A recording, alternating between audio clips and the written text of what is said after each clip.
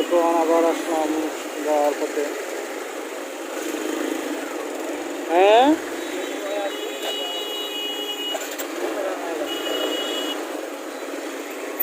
প্রচন্ড যানজট।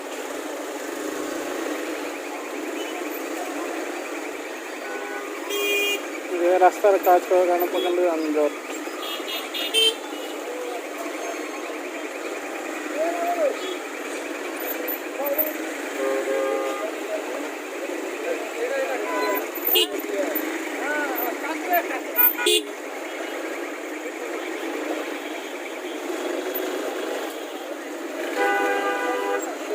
এক অবস্থা।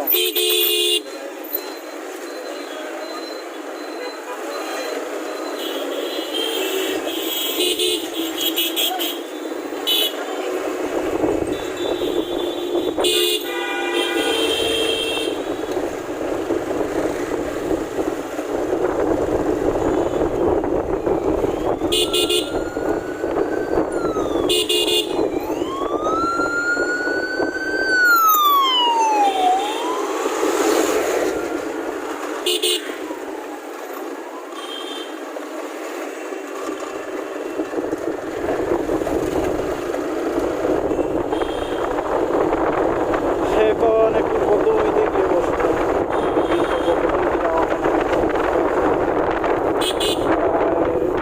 অবস্থা খারাপ।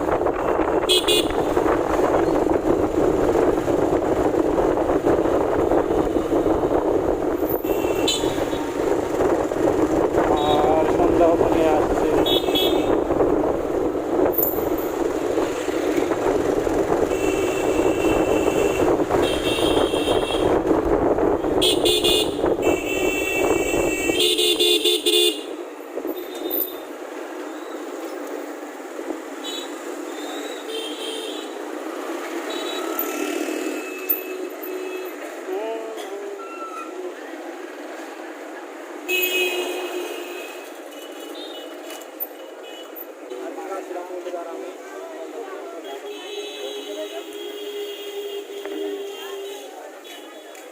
মানুষের মোটামুটি ভালোই চাপ আছে।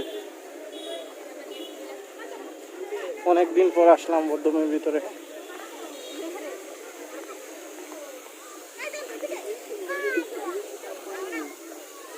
ভালোই লাগতেছে দেখে।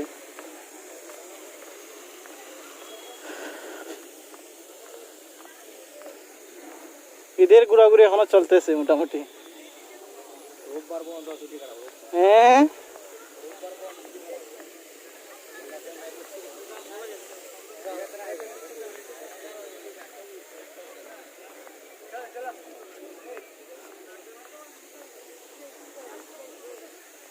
এই বধ্যভূমির অবস্থা আজকের।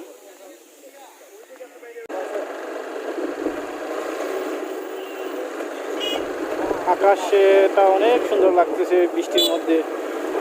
বৃষ্টি আসার সম্ভাবনা খুব বেশি। অনেক আকাশে অনেক মেঘ জমে আসে।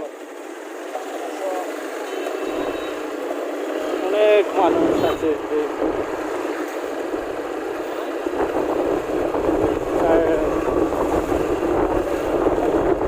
রাজধানীতে অনেক মানুষ ঘুরছে। আকাশে অনেক চমকাচ্ছে।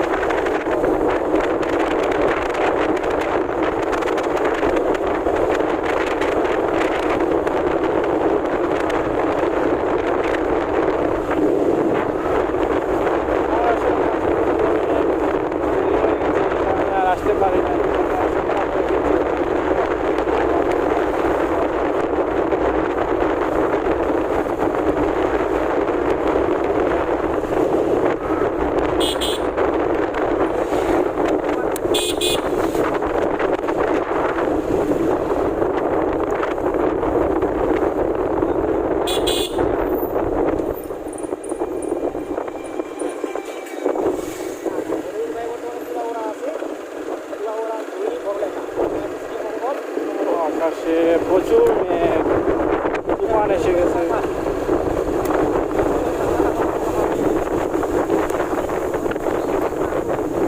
বৃষ্টি আসার সম্ভাবনা খুব বেশি।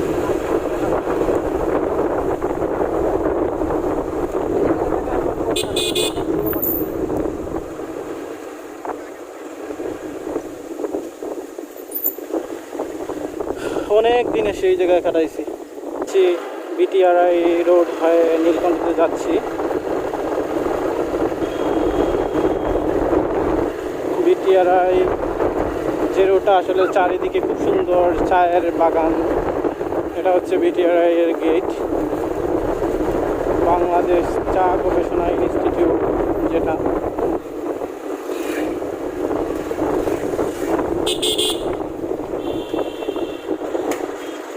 গানের ভিতরে আসলে অনেক সুন্দর সুন্দর দেখার জায়গা আছে। এই যে বিটিআরআই,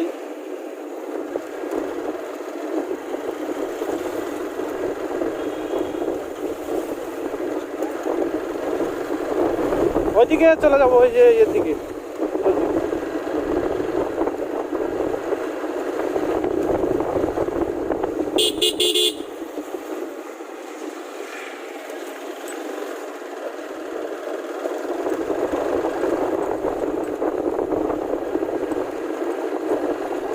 আজকে আসলে প্রচুর লোকজনের সমাগম এই চায়ের রাজধানীতে। বাংলাদেশের বিভিন্ন প্রান্ত থেকে এখানে অনেক লোকজন এসেছেন বেড়াতে।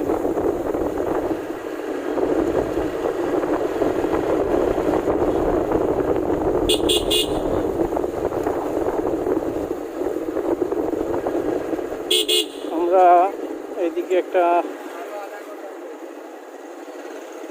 গলির ভিতর দিয়ে রোড আছে, এদিকে চলে যাব। রাস্তাটা একটু কাঁচা রাস্তা, কিন্তু শর্টকাট রাস্তা, যেখানে সময়টা খুবই কম লাগবে। এদিকে সোজা গেলে আমাদের একটু সময় বেশি লাগতো, এই সময়টা অনেক কমই লাগবে।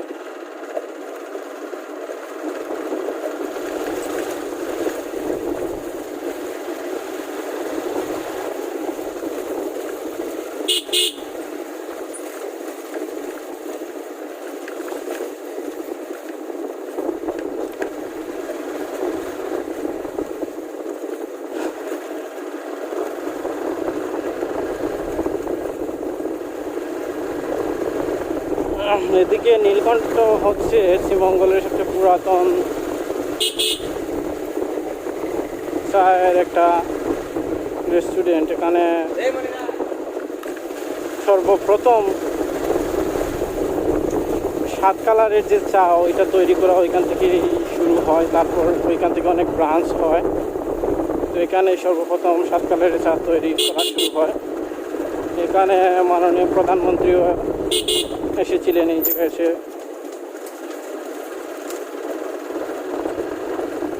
এই 7 কালারের চা খেয়ে গেছিলেন।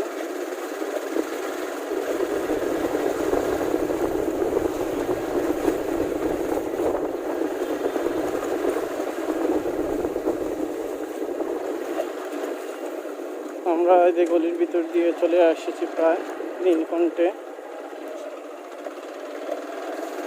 সামনে নীলকণ্ঠ দেখা যাচ্ছে।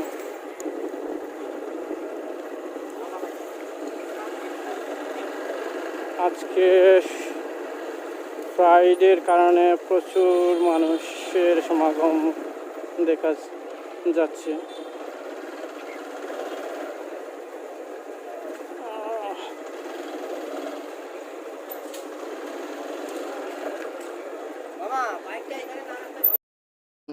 এখন আমরা নীলকণ্ঠ থেকে বের হয়ে যাচ্ছি, অনেক সময় বসে চাটা খেয়ে চলে যাচ্ছে। আজ এ পর্যন্তই, সবাই ভালো থাকবেন।